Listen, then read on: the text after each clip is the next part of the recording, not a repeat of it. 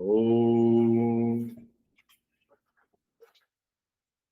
Vasudeva Sutam Devam Kamsacharura Mardanam Devaki Paramanandam Krishnam Vande Jagat Gurum. Om Sthapakaya Cha Dharmasya Sarvadharma Swarupine Avatar Varishtaya Ramakrishnaya Te Namaha Jananim Sharadam Devim Ramakrishnam Jagat Gurum Padpadme Tayo Shritva Pranamami Muhurmuhu Namah Shri Yatirajaya Vivekananda Suraye Satchit Sukha Swarupaya Swami Tapaharini.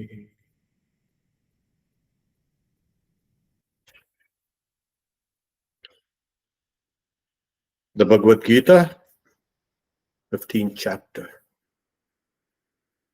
Purushottama Yoga, the yoga of the Supreme Person.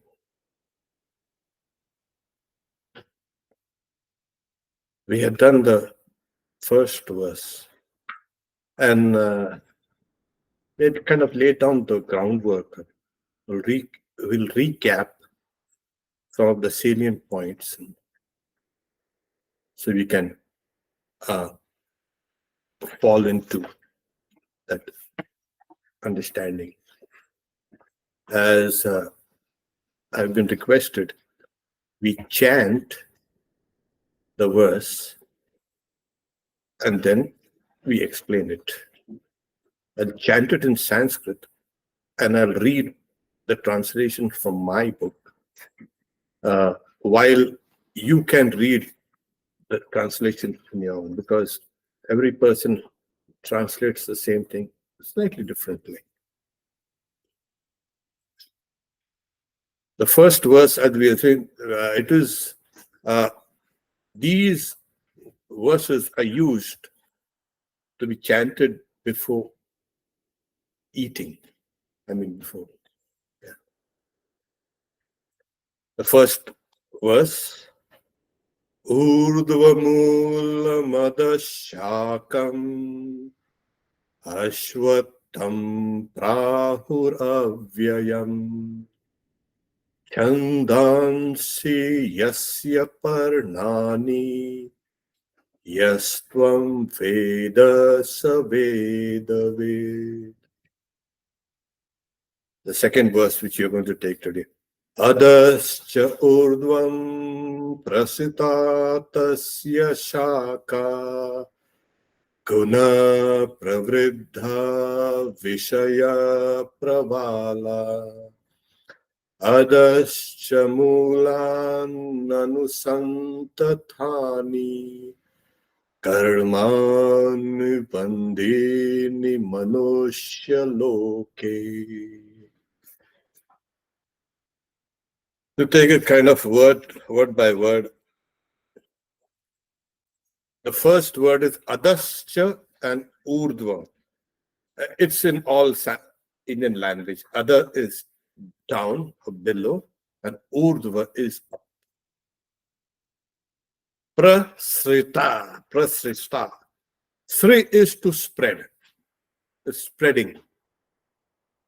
Shaka is branches. Guna pravriddha. Vriddha is to grow, grown or nourished by the gunas. Vishaya, sense objects. Pravala is the buds. Adasya Mulan Anusantad. Adasya, and down below the secondary roots. They spread and into the world of the humans, where we are bound by karma. Karma anubandhani. Manushaloke. Okay. I think take a minute and read the translation that you'll have, so we can.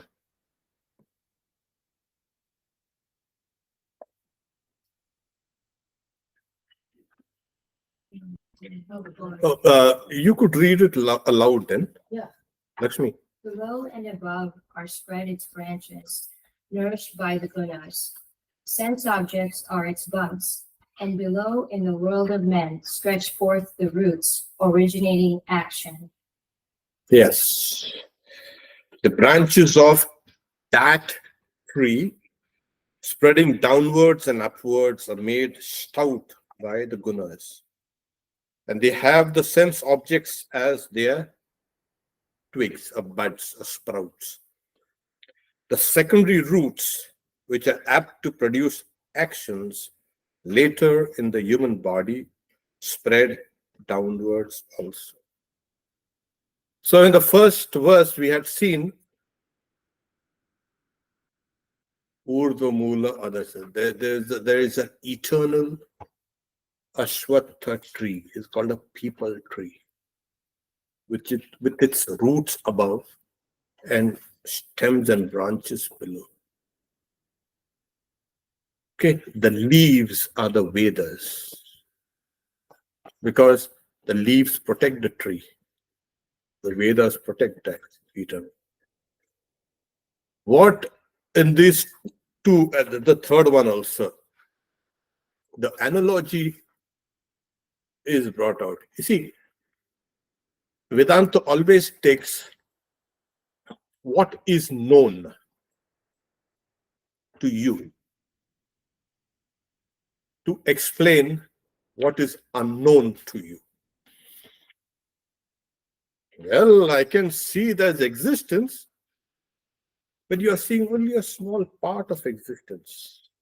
That I exist. This is indubitable kind of conviction. I exist. Nobody ever doubts their own existence, for the obvious reasons. But if you analyze this very I exist, suppose you're high on something, maybe you got hit on the head, maybe you're feeling drowsy, maybe you're asleep, maybe you're dreaming. Then what happens to your indubitable feeling of existence? Gone. So your idea of existence, of your own existence, is very tenuous, very kind of, it's on shaky grounds. In a moment, suppose you have fever, high fever, you feel you're something else. Your body is heated up, your brain is heated up, everything seems distorted. Even your idea of yourself is distorted. So, though we have a very firm conviction, I exist, I know I exist, yet it is still very shaky. And so our idea of this entire existence, or you can say creation, is also something like that. We know it exists. Analyze it a little more. Saying, see the beautiful green color. They'll say, what? What green color? There's no such thing as a green color. There is no color. Oh, why? You can see color. Analyze it. It's just light, reflected light. And at that wavelength, it's interpreted by your rods and cone cells or whatever there. And you're getting the idea of light. What?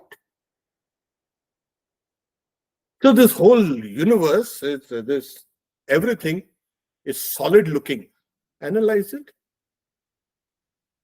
It's all hollow, empty. I mean, not figuratively empty, it's literally empty, because the atom itself is 99% or a little more empty space. But we have the idea of solidity. So this is creation, this is existence. We know it, at the same time we don't know it. So what the Vedanta teaches you, taking things from the known, what you know, okay, this is like concrete knowledge, and then taking you to something higher, which you're not sure of, but it is giving you a picture. It's a simplistic picture. They are comparing what you know, say a tree, with the whole of creation. The whole creation is likened to a tree. That is what it is doing. And they are explaining it. So different parts of creation are the different parts of the tree. This is what it actually means. So now we understand. No, but there's a slight, you can say, distinction here. What we see as existence, yeah, this is what it is. What is this telling you is, what you are seeing is not really what is out there. For instance, in Hindi there is a saying, no, जो दिखता है वो नहीं है. What you can perceive does not exist. Yeah. And then opposite, जो नहीं है वही दिखता है. That which is not there at all is seen. Now, how do you compare that with that which is seen does not exist?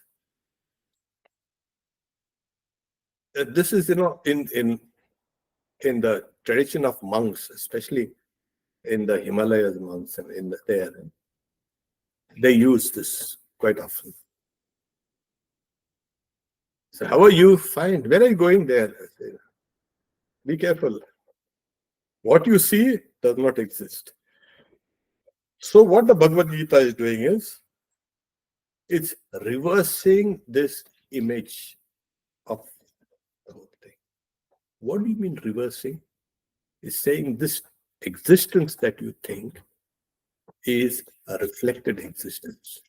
That's why it said there is the roots up and the branches and the stems, etc. below.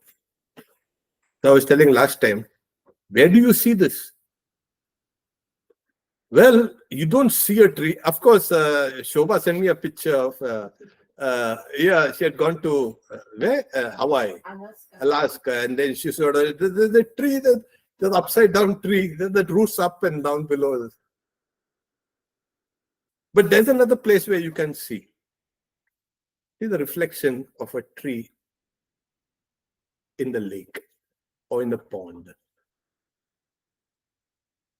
You can see the tree, but it's upside down. So this world appears like this, but it is upside down. In Bengali, they will say, ulta palta. Ulto.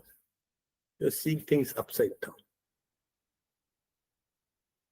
This is what it is. Now, another thing that the scriptures want to, the first thing is, Swamiji keeps on talking about the divinity of all life and everything. So it has to explain where is the divinity has come from.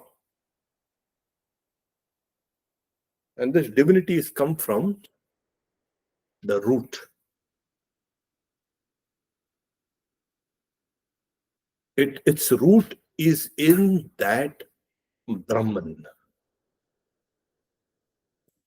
And that existence comes. And what is this existence? It includes everything.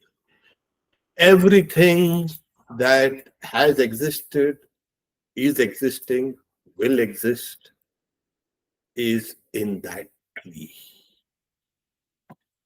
All the numberless jivas. Now, we think like, oh, the jivas were individual souls, only humans. No. Everything has a soul. Birds, plants, bees, everything has a soul. And these souls interact with nature, the external world. Like we are trying to figure out this, interacting, then this and this and that. And with each other, like here we are. So we have to interact. This is karma.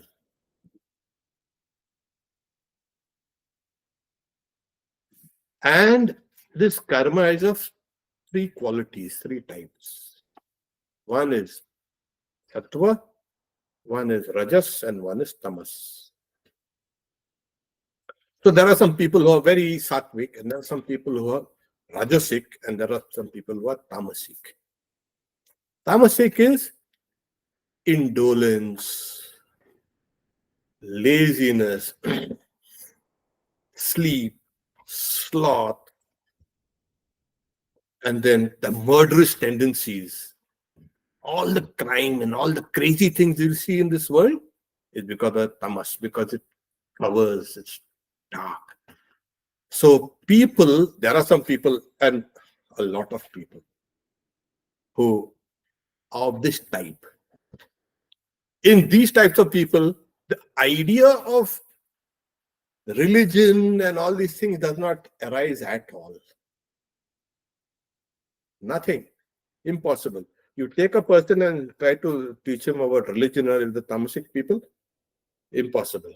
It's not possible. Don't waste your time, don't waste your breath. Save it for something else. Yeah, everybody is divine. Yeah, but then because of this kind of covering, which is there, it's not going to enter. Maybe after another 500, 600 births, you might get another one, get a chance. And then we have the rajasic, all types of activities and people.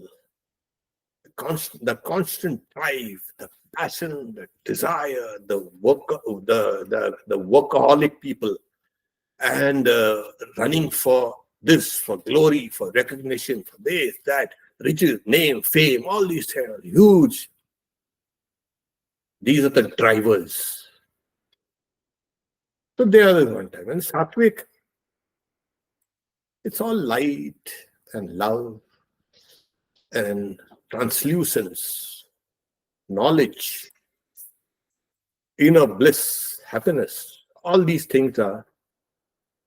So these three gunas, sattva and rajas and tamas, they are constantly being modified, constantly undergoing transformation, constantly being transmuted.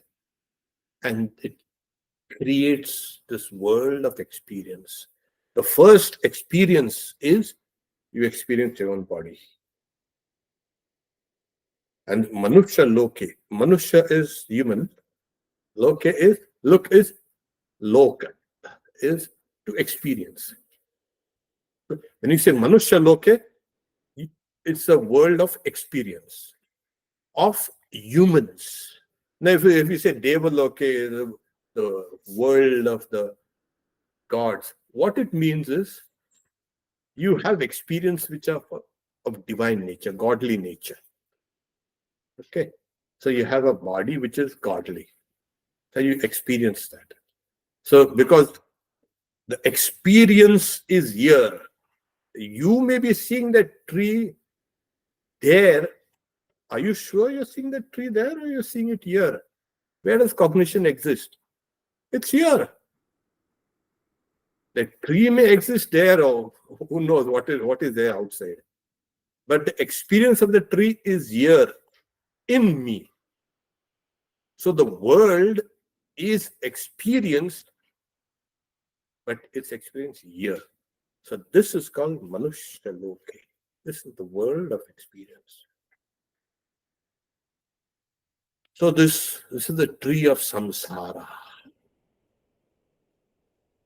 Constantly. What samsara is? Constant birth, constant death. Why should things die? Oh yeah, everything has to evolve. The tree is growing and growing.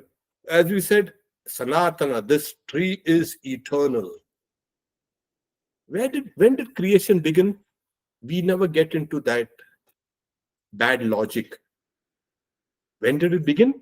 If you say it has begun, then we'll have to show that it has an ending. And what we do is, okay, we want for your understanding, the beginning is the end.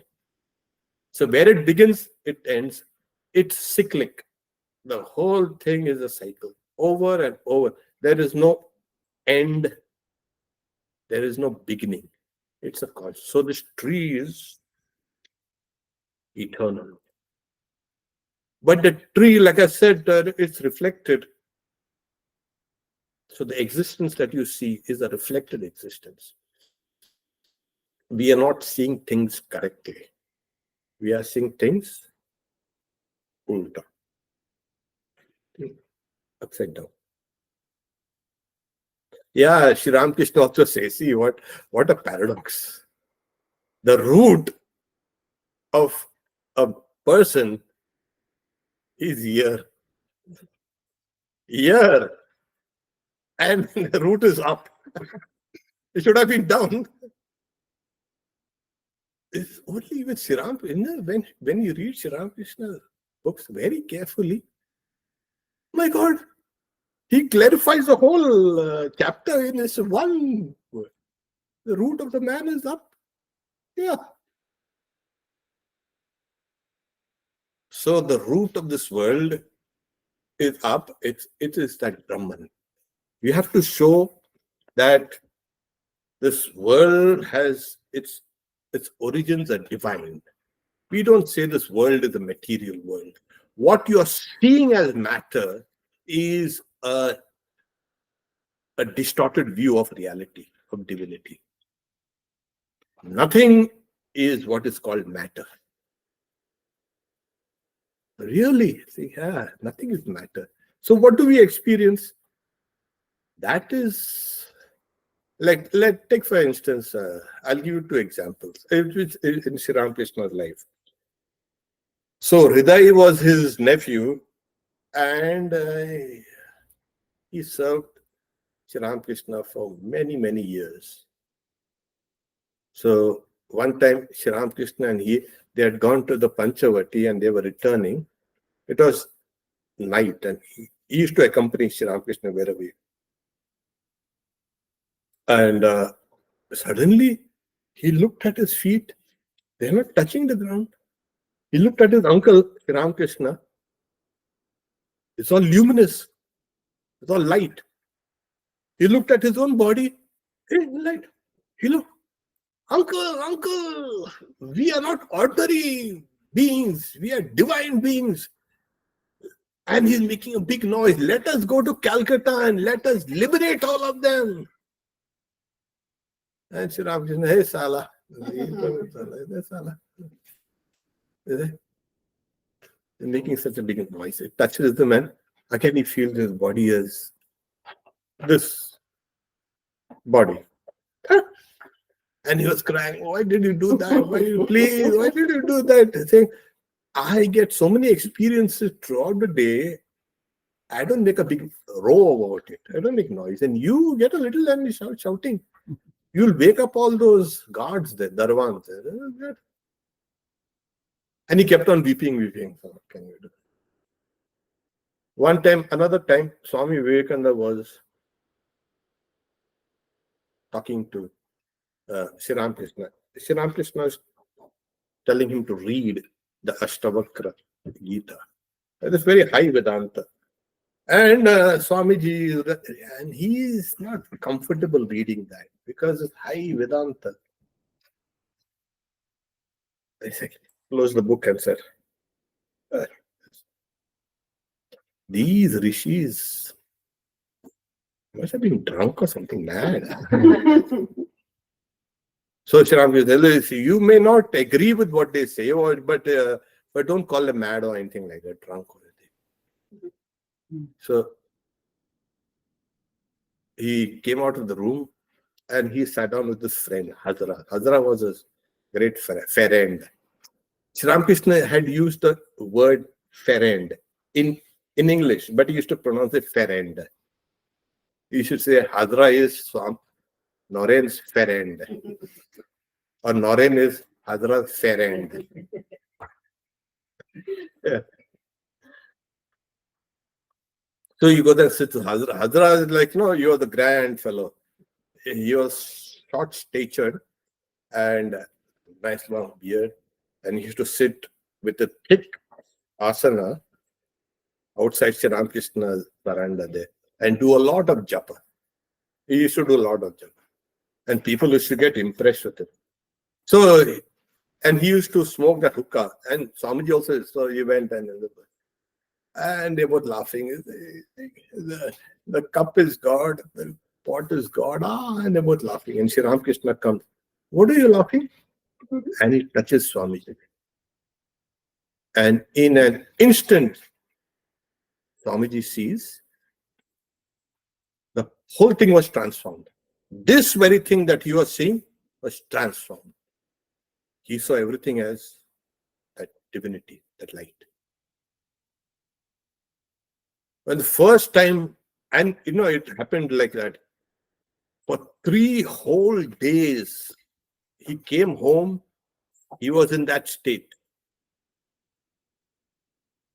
A carriage is rushing down the street towards him. He doesn't feel like moving because he feels everything is like I'm made of the same stuff as a carriage and roads and everything.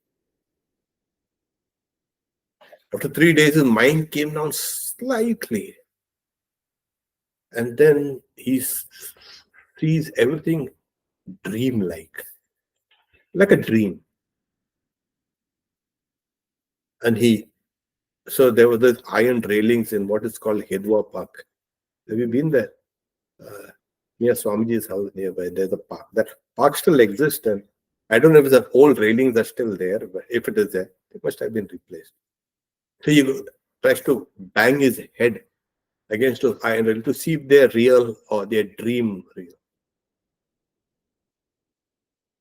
So after 3 days, his mind came down, sees everything as a dream-like, and then he says, I could not any more doubt on the conclusions of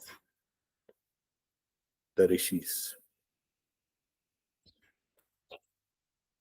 So this was one of the times. The first time when Sri Ramakrishna had come and touched him, he was so happy. He had waited for more than 20 years. Sri Ramakrishna had waited for his disciples for more than 20 years. And not waited how like, they will come. Sri Ramakrishna, he led a very intense life. Very intense life. He used to go at the rooftop of that bungalow, the owner's bungalow, the Kutibadi, they say. And then he used to cry aloud, and feel as if the heart is being wrung like a towel, wet towel. He could not breathe. Where are you? Come. And then slowly they started coming. So more than 20 years he is waiting for them with longing. And one by one, when they start coming, he wants to give everybody everything. He touches Swamiji. And what did he see?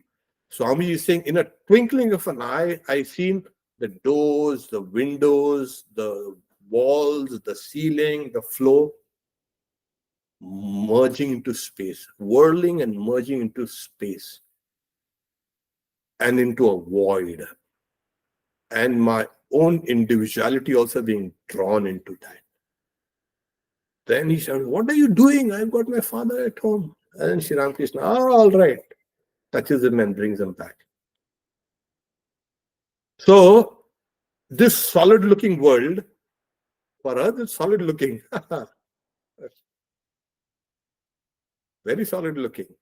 When you go down to deep sleep, there's nothing exist. Now you exist, now the world exists. So the world depends on your I. If the I is absent, the world is absent. If the world is present, the I is present. Yes. So on the I, the whole world for you exists. Nothing else. So that's why he's saying the branches of that tree spreading downwards and upwards are made stout by the gunas, and they have the sense objects and the twigs. So whenever you have the senses, you have objects. Shabda, sparsha, rupa, rasa, gandha. Sound, smell, taste, touch, and sight. These are the things. So you have an object, you have a senses. They have developed, evolved together.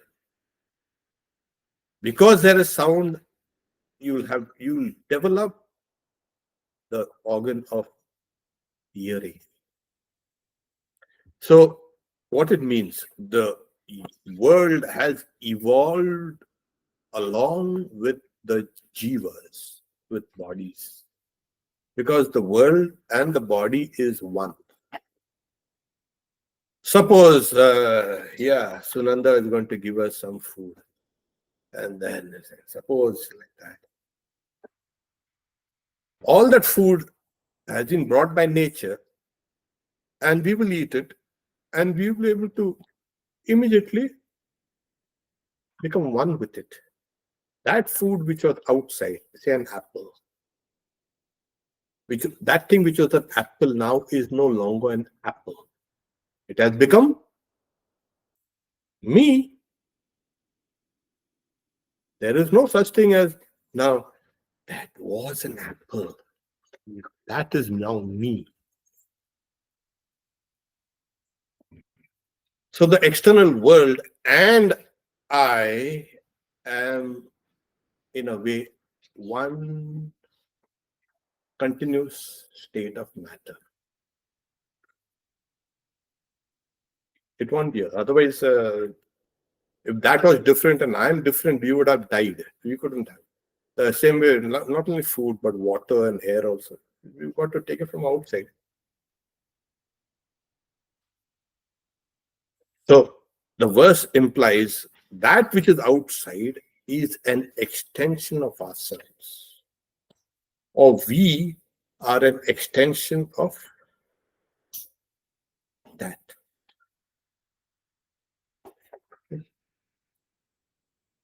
So we are in a way a microcosm of this, and it has to be. The world, the tree of the world. Now it's the whole of this world is likened to. Now, if you take these two things, the microcosm and the macrocosm. No, it's microcosm. And the macrocosm is. Swamiji's vision of the microcosm and the macrocosm at Almora was there that he saw, I have seen the universe vibrating in an atom. Yeah. The whole universe was vibrating in an atom. The microcosm and the macrocosm are built on the same plan, he says. He's saying one of the greatest problems of my life have been solved here under this people tree. Swamiji was meditating there under that people tree, near Almora, near that small river. There's a cremation ground.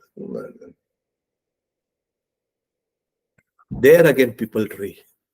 Very, how things coincide, That tree is has now been revived. They planted a graft and all that. It's very ancient tree. Sorry. So he's saying one of the greatest mysteries, problems of my life have been solved. I have seen the universe in an atom. The microcosm and the macrocosm is built on the same planet. So if we are talking about the universal tree, the cosmic tree, the cosmic creation, it also means we have our own tree. If you want to understand yourself, think of yourself as a tree. I'm a big tree. Yeah, I'm a small tree. I'm a beautiful tree. I'm a tree, yeah. Now, in the sense of I'm using this example of a tree with my existence. Like I said, the world is explained through the unknown world is explained through what we know. So to explain your own existence, you have to understand it through this tree. Various examples are there, symbols, but tree is one. If you're going to understand creation through the analogy of a tree, then your own existence can be explained to the analogy of a tree. Where are your roots? Up below. Oh, wow. Urdhva. It means two things, up and also before. So your root is actually in this Brahman, in the Purusha, in the Supreme Being. So now, okay, now I understand. People say, where have I come from? Where am I going? You know, all these kind of great existential questions of life. People say, Kudai theke eschi, kudai javu, so many songs and so many dances and so many poetry. Where have I come and where am I going? And you're floating down the river of life. You do not know where. You know? Okay, forget all that poetry now. Your origin is divine. Your root is in Brahman. And that has spread down below. So the branches and everything. So what in the first verse says the leaves are the Vedas. What are the leaves? The Vedas. Like I said, the leaves protect the tree. What obviously it gets nourishment and everything from the leaves. So if you don't have leaves, you see that in the winter you'll find, forget evergreens, but you'll find the tree, it goes into hibernation. Do you know that? In winter, trees, they also hibernate. And they batten down and then when spring comes, leaves come in and then start new life. Interesting. So, what are the leaves? The Vedas. What are the Vedas? The Vedas tell you about what is to be done and what is to be avoided. It's called in Sanskrit Vidhi and Nisheda. What is to be done? Why? Because it wants to raise your understanding about yourself. It is necessary because if you keep on doing a certain type of work, you'll get into the loop, you'll get trapped in it. And if you're doing a good work, that loop will keep on binding you, but it's raising your understanding. But if you do something bad, then you'll get into that loop and then you kind of degrade yourself. That is why the Vedas, the leaves of Vedas means the leaves protect you. Hey, be careful, don't do this. do this. This has to be avoided. This is prayaschitta. This is the. Why? Why should the Vedas tell me what is right and what is wrong? I know that it's this. This thing is there in everybody. Maharaj, should I do this? You ask yourself. Should I do this? The idea of right and wrong is firmly embedded in all of us. Even the cow, on the way we are seeing a cow. Even the cow knows what to eat and what not to, what to avoid. It's there in everything. But we know what is good and bad only at this. Some things which are good now. Oh, so beautiful. That Bhagavad Gita says, later it becomes poison. First it's like nectar. Then it becomes like poison. And some things which are like poison, then it become nectar. Oh yeah.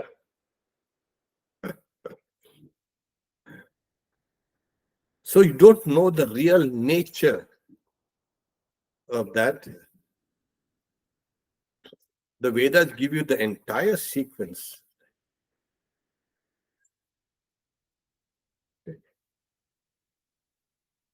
From how it originated. And this morning we had a karma yoga and we were talking about why should we do karma yoga in a state of awareness.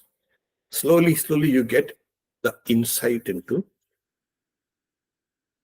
the whole sequence of things. I see a particular thing and I know it's past and I know it's future. Oh yeah. By working, constantly working, you get an insight. You ask Nandan, if he sees something, he'll tell you what it was due to. Because he has worked on that for over and over, and he's got an insight. You ask Soren, say, hey, so he's worked on fashion. Where's this fashion come from? Where is Italian or French? For us, oh, is that fashionable? The guy will say, from which village this fellow has come? It don't strike any person who has not worked on that. Then you can say that the French took it from the Italians and the Italians took it from the Persians and the Persians took it from the Chinese and the Indians. You'll see the whole thing. You will know. So similarly, the Vedas are like that. They'll tell you the entire sequence of what you think is good or bad or all that thing. That is why they protect you. By telling you things which you do not know right now. Hey, don't do that. Why should I? Who are these guys telling me to do this? They know better than me. That's why they're telling you. So they protect. They have to protect you, not to kind of to kind of cancel you. Today's world is a cancel culture. Cancel. I don't like the cancel. Those guys want you to protect you. So that's why this tree of your life is protected by the knowledge of the Vedas, the leaves. The roots are from that supreme being. They come down. Okay. And then again here they say the branches spread upwards and downwards. So there are some actions which uplift us, that some actions degrade us. Done constantly, some actions will make us into gods. There are some actions that will make us into beasts. That's why it is spread everywhere, upwards and below. From the individual standpoint, the actions can either degrade you or uplift you. There are and the same thing in the macrocosm. Some actions lead you to the bodies of gods. Devaloke, Gandharvaloke, Yakshaloke. So many lokas are there. So many. We think the population is here, is it too much? 8 billion, 8.2 billion. What's the population nowadays? World population. Yeah, okay. There's more. There are a few trillions there without bodies like us. Higher and higher and higher. There is a huge population there. We don't know it because we think we only exist. Those guys, they're saying only we exist. What's those guys are doing there? So action, these realms are attained by karma. Either karma can take you up or take you down. So from the universal tree, you can get God bodies. Now suppose I keep on shouting at people. Now that karma, just to kind of as an aside, that karma has to come. Somebody has to be shouting at me now in the next, because I have to receive that fruit. No, I've scolded people and shouted at people. Now somebody have to shout at me. So I will be born in a particular body which will constantly be shouted upon. Take for instance what is shouted. Okay, say a horse with a broken leg. It is shouted. I'll have to be born as a horse with a broken leg. It could be anything. But I have to get that shouting there. Somebody has to shout at me over and over, tease me or scold me. So, and then again I have to come there. So this constant churning is going on, this karma. That's why he's saying it spreads upwards and below. And made stout by the three gunas. What means stout? Strengthened by the gunas. As I said, they are either sattva or rajas and tamas. So these are, it's not that you will be a sattvic person or rajasic person all through life. There will be periods, stages where all these three gunas, they move up and down.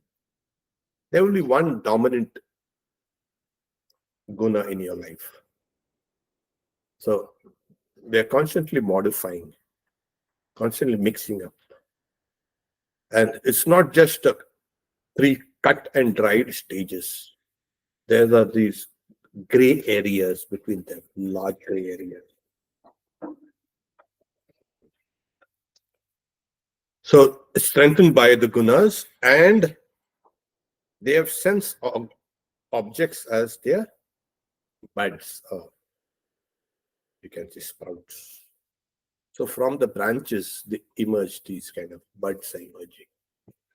When they're emerging, what are the sense objects? So the entire external world comprises of sense objects. Because I want to see, I can see and hear and taste and touch and smell. Other beings also see and hear and taste and touch and smell, depending on if they have five. There are some beings like, there are some sea slugs or some kind of salamanders without any eyes. They have been living in dark caves underwater for so long, they don't need eyes. But they have developed a very hyper, you can say, sensitivity to sound or to a vibration or to. So generally, all the sense objects means the entire external world are the sprouts. And the secondary roots, the people tree. I was showing Lakshmi that a picture of a people tree. You have all seen. They have not seen it. You've seen it? You're an American. The one in Pondicherry, was it a people tree that we saw? That was banyan. There's one. There are two in Florida. Yeah. The picture I took when I went to see my childhood home, that tree is a typical tree. So there are these aerial. They're called aerial roots technically, but these secondary roots. I say, others mula nanu santatani. Those roots which come down. You've seen the Jagdish Chandra Botanical Gardens at Shipur. One tree which is almost 5 acres. You should have this. Yes. It's a very popular one. It's world famous. It was planted somewhere in the 1800s, and it grows and grows, and then from the branches, shoots come down, and from there the shoots come down, and then they get inside. These become the roots again, and it keeps on spreading and spreading and spreading and spreading. So it keeps on spreading. Oh, that's wonderful.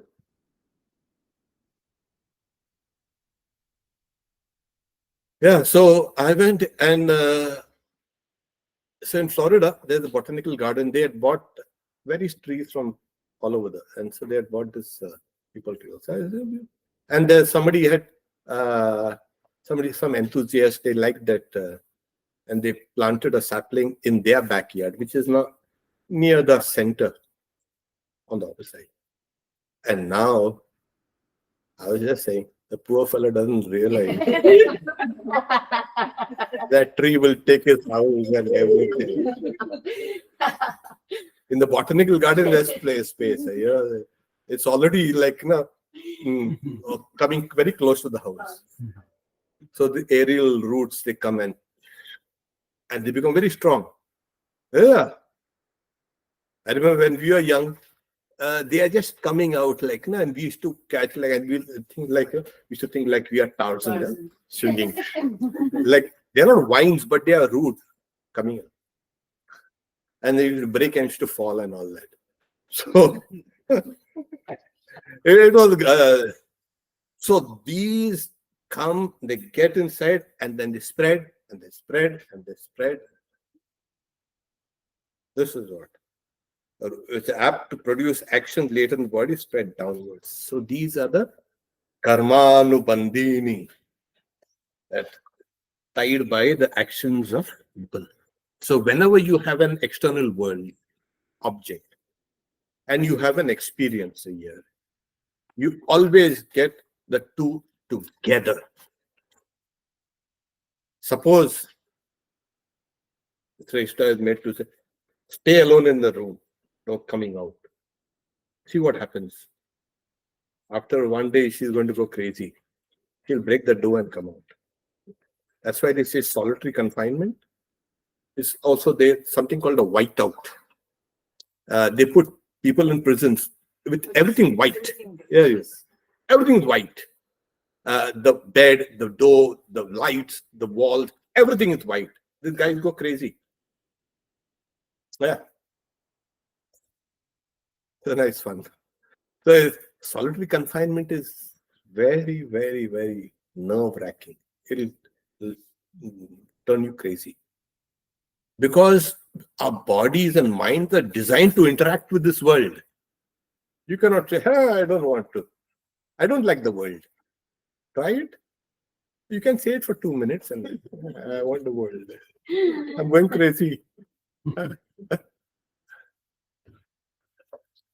So the moment you have these two things together, what do you have? Karma.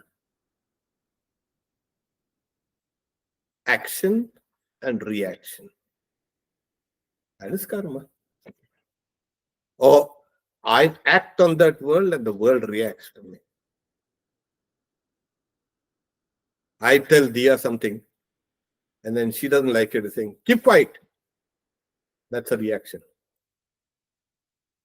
So the world is acting. It's like, yeah, it takes, not like Zen. What's the sound of a one hand clapping? We don't want that. What's the sound of two hands clapping? So you have an experience and the experienced. And this starts karma. I said, okay. So I said, I came in only and said, Sananda, would you like to have coffee? Coffee and this and that. And then she was saying, chai is there. Masala chai. I said, they'll give me coffee. You want sugar? With sugar? I said, no, not with sugar. And then without milk or without cream. So it's all karma. And she started doing, oh, okay. Then I took a little, then I said, it's too bitter, it's too strong. I told Shrestha, you put a little sugar to kind of, all karma. And that is what ties us. Karma no bandhini, manushya loke. So the secondary roots which are apt to produce actions later in the human body. Okay. Oh my God. We leave some time for that. The next verse, we'll chant the next verse. I think that was a very long-winded explanation. No, but then this grounding is essential for us to go further, and then it won't be so long-winded. We say one verse, one class. Yeah, one verse, one whole day. Not only one class, it can 5 or 6 classes. I could go on and on. It's so profound,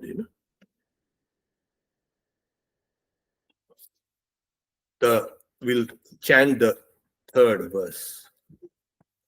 Nanto na chardir na cha sampratishta ashvatamenam suvirudamulam asanga shastrena dridena chitva. That's a beautiful verse. You read your own translations and I'll read the translations. Swamiji, can we have Lakshmi read for us? Yeah. Yeah. Its form is not here perceived as such, neither its end, nor its foundation or resting place. Having cut asunder this firm-rooted people tree with the strong act of non-attachment. That's beautiful, huh? Its form is not seen, perceived here in that way, nor is its end, nor its beginning, nor its continuation. After uprooting this people tree, whose roots are firmly fixed, the mighty weapon of detachment. Asanga, sastrena, weapon, sastra. Asanga is detachment. Dridena, firmly, chitva, cut. Na rupam, its form, rupa is form. Na rupam asya. It cannot be seen. Where is this tree? Where is this tree? Where is this tree? It cannot be seen. Seen in the sense, it cannot be perceived in its totality. You are seeing only one part. Like we started with, you are seeing only one part of your existence and the world, existence, the world, and say, this is existence. Hey, this is existence. Oh. Its form cannot be seen. No, its beginning, middle, and end. So, but it has to be uprooted. How do you? By cutting firmly the roots of this. What roots? First, start with the secondary roots. The secondary roots will come, not the taproot, tap roots, as they say, or tape roots. There's the one root, and then there are, from that main root, the secondary roots come out, like in tubers and all underground. This also, like, there are the main roots which is coming from Brahman. And there are these secondary roots. So these secondary roots have to be cut. What? So you're cutting the karmas. How do you cut your karma? By the sword of detachment. How do I become free then from this? By thinking I am not the agent. So every individual has these two types of bondages. One is, I am the doer, I am the experiencer. It's called a karta and bhokta. When you cut this idea, no, I'm not doer. Then who's the doer? God is the doer. Really? Yes. Then it becomes very easy. So that is the sword of detachment.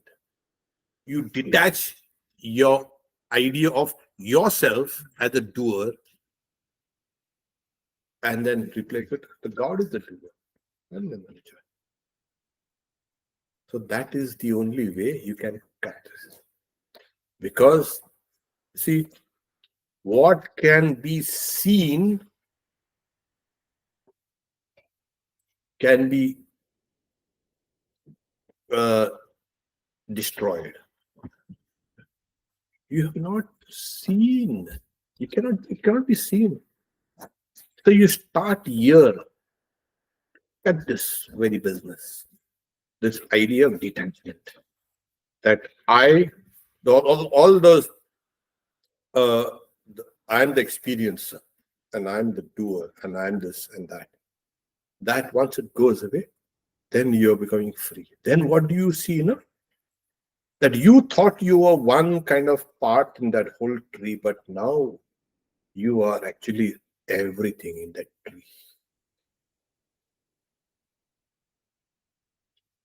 That is freedom.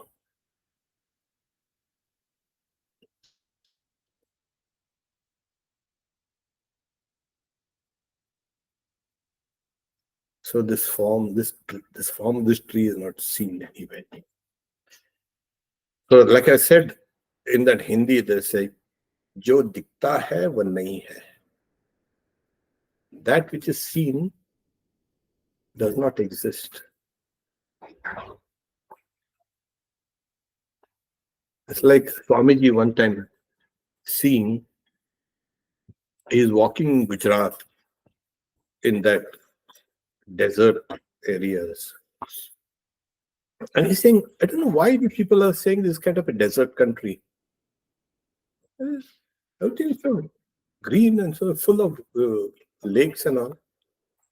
And he's walking and walking, and then one day he says, "You're thirsty." He goes towards those lakes. And as he goes towards the lakes disappear with the trees. This is what the mirage has been. I read all my life.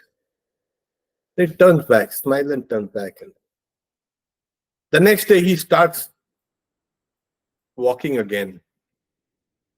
And again those lakes appear. But now he knows. So after cutting this tree of this world, you detach, it will appear again. But now you know its nature. It will no more delude you. So that is what you say. So it's not perceived, that is, it does not exist.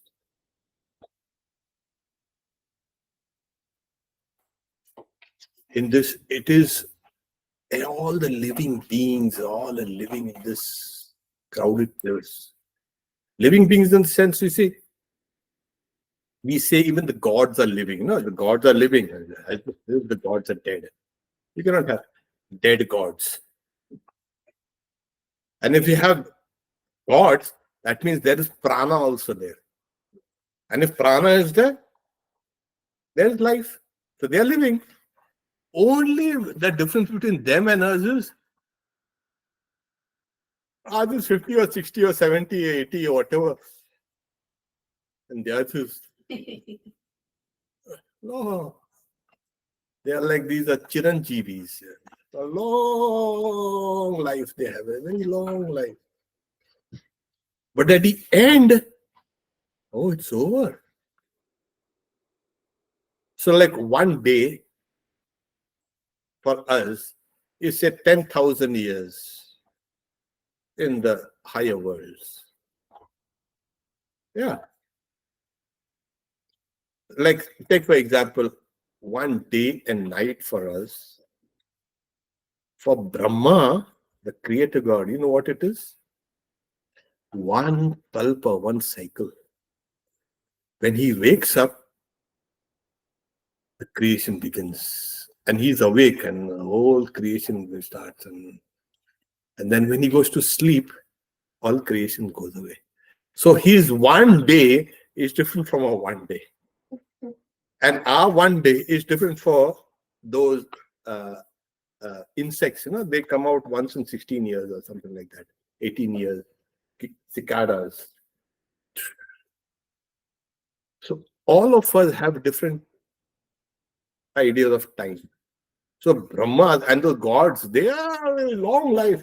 But when it comes to an end, oh, it's over. I was just drinking nectar. It's over. Yeah, get out. It's time to go out. And what happens to them? They have to come back. You know where?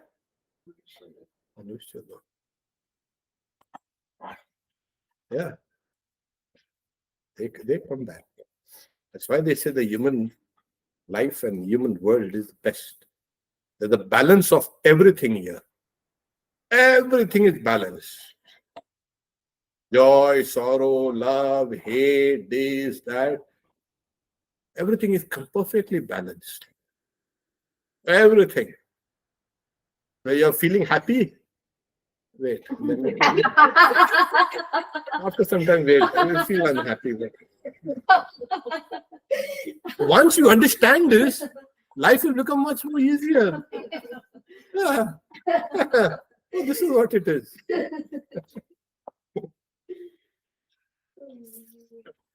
So this is how we must understand this whole existence. So they come down, they go back.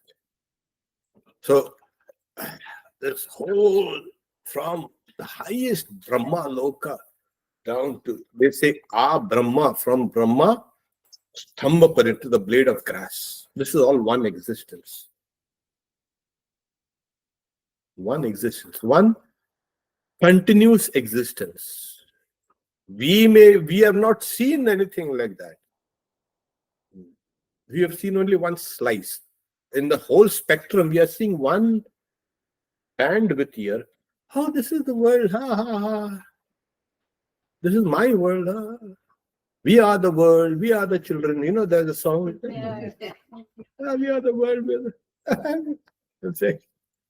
It's good. Yeah, keep on saying that. Sing more.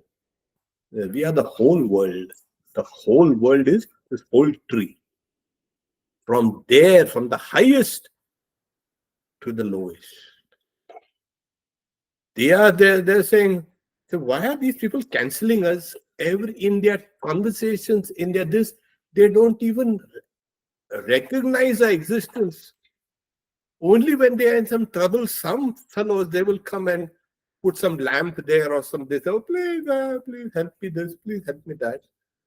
Otherwise, they don't bother about us. So its form is not seen. That's why its form is not seen. Now it's beginning. Now it's, see, this whole world, though it's upside down, and like I said, there's no beginning, there's no end actually. Just to make us understand, it like the whole tree goes into a seed form, And from that seed, the whole tree comes out. They will say, where did the tree come from? From the seed. Oh. Where did the seed come from? From the tree. Huh? And then, yeah. And where does the seed come from? From another tree. So it's cyclic. It expands, contracts, dies, again comes out. So this whole universe goes out like that. Nobody knows the beginning, middle, and end.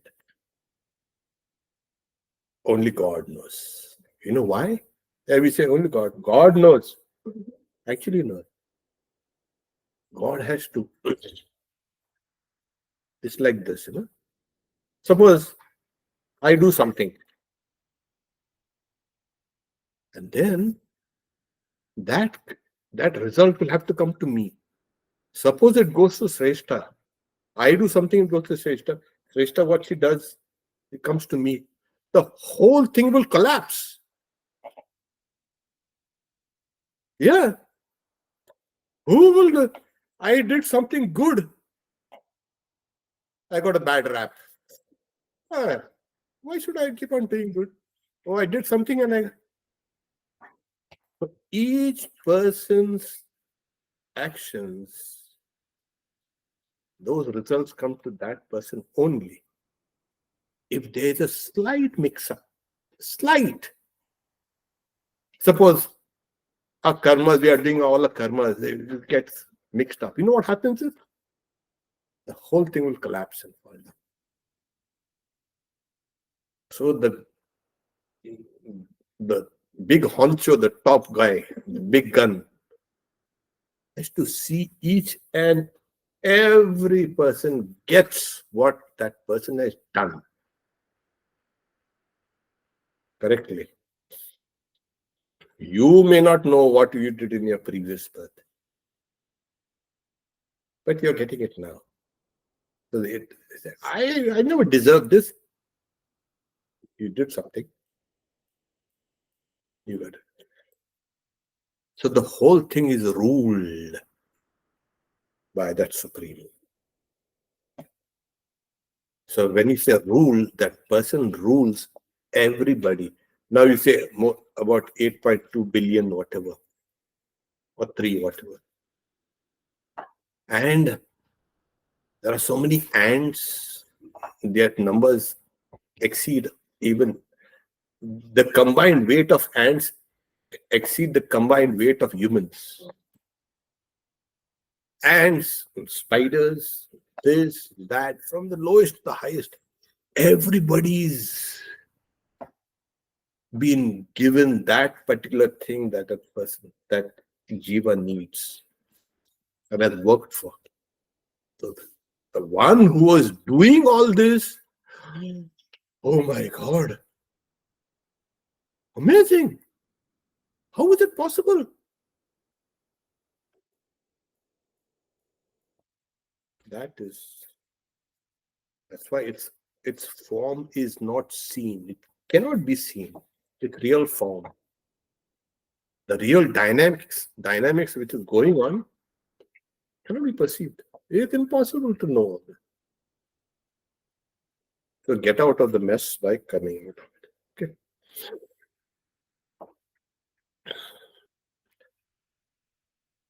We'll take this a little the next time, the third, and then proceed to the fourth.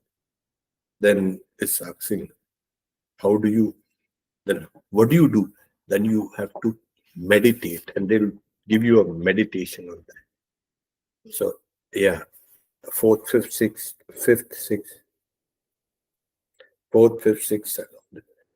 the meditation on that entity who rules this entire tree.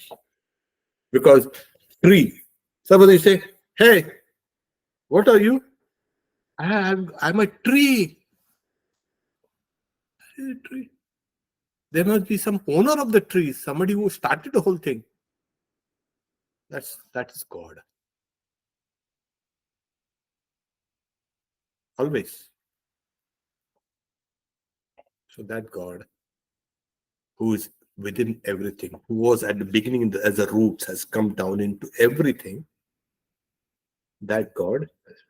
The rest of the chapter will not deal with the tree anymore, but the owner of this tree.